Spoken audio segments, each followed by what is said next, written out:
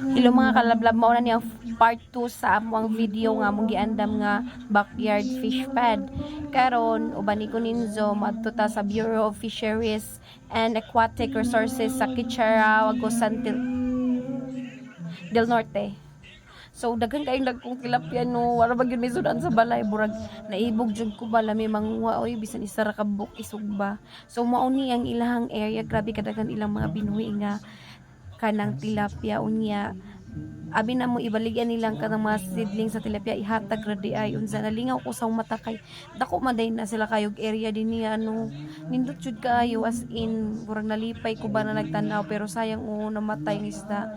So kini nga time nila mao ning seedling nga ilang ihatag sa amo nga tilapia. Gusto na i-50 na 33 na mong gingayo oy na nagbutang na mi dinhi o. So, sunod na mga bulan, mag-update ko bahin ani. O gana lang.